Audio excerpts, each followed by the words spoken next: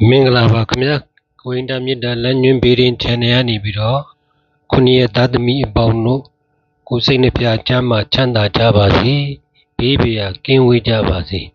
တော်လန်းလာလန်းများဖြောင်မြူတာယာ၍လိုရာခီးပန်းနိုင်ကိုရောက်ရှိကြပြီလျင်လောက်ကိုင်းများအဆင်ပြေအောင်မြင်ချောမွေ၍စီးပွားလက်လာပါများတိုးတက်ကြပါစေလို့ဆုတောင်းမေတ္တာပို့သပါတယ်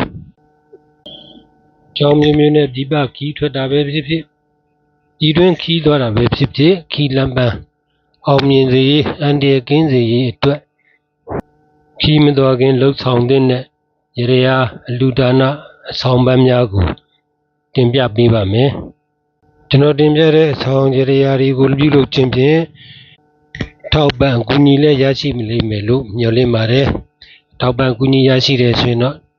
နောက်ထပ်တင်ပြမယ်ဗီဒီယိုများကိုဆက်မပြတ်ကြည့်ရှုလေ့လာနိုင်ရန်အတွက် like and subscribe ပေးဖို့လည်းတောင်းဆိုပါတယ်ခင်ဗျာခီးသွားလို့သူရဲ့အသက်ဒါမှမဟုတ်မွေးသက်ကလေးကိုဒီခွနဲ့စားရရှိလာတဲ့အကျွန်းကိုတွက်ချက်တင်ပြပေးမှာပါအကျွန်း1ကနေ9ထိလည်းတင်ပြပေးပြီးဖြစ်ပါတယ်ဒီခုဒီချိန်တော့အကျွန်း6ခုနှစ်သားသမီးများအတွက်ကျွန်တော်တင်ပြပေးပါမယ်6ကျွန်းနဲ့တင်းငွေသားသမီးများကမင်းမျိုးပန်းကိုဖျားမှာလူပါကိုယ်တိုင်လဲဆောင်ပန်းဖြစ်ဆောင်ထားပေးပါပေါမုံပေါစီ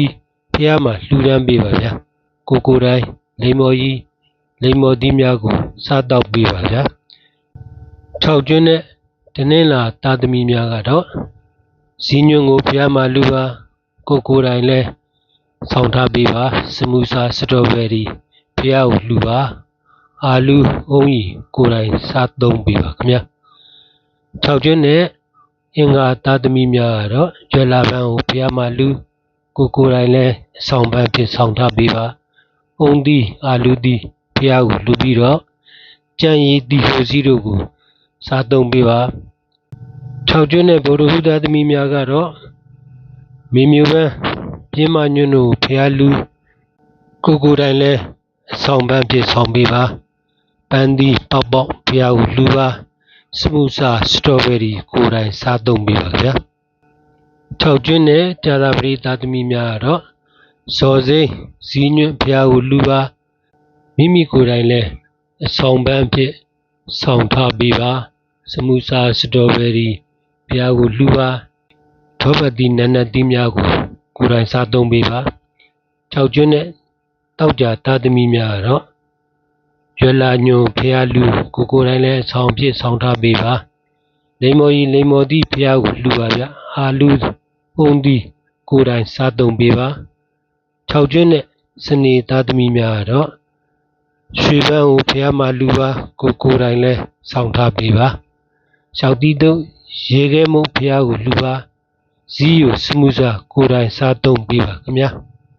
ထူးမှာကြားစရာတစ်ခုကတော့ဖျားကိုလူထားတဲ့တစ်သီးနဲ့ခဲပွဲဘောဇင်တွေကိုကိုယ်တိုင်စားသုံးခြင်းလုံးဝမပြုဘဲနဲ့မိမိရဲ့ပေါင်းသင်းမိတ်ဆွေသင်္ကားများနဲ့အိမ်သားများကိုမျှဝေစားတောက်ခြင်းပြုလုပ်ပေးပါကျွန်တော်တင်ပြတဲ့ဗီဒီယိုကိုကြည့်ပြီးရေရာများအလူဒါနအဆောင်များကိုဆောင်ထားခြင်းဖြင့်မိမိတို့လိုရာခီးကိုချောမောအောင်မြင်စွာရောက်ရှိပြီးအလုပ်ကိစ္စများပြီးမြောက်စွာဆောင်ရွက်နိုင်ပါစေလို့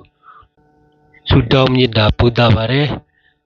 ကျွန်တော်မိတ်ဆွေများအားလုံးဆန္ဒရှိသမျှစွမ်းဆောင်အောင်မြင်ကြပါစေ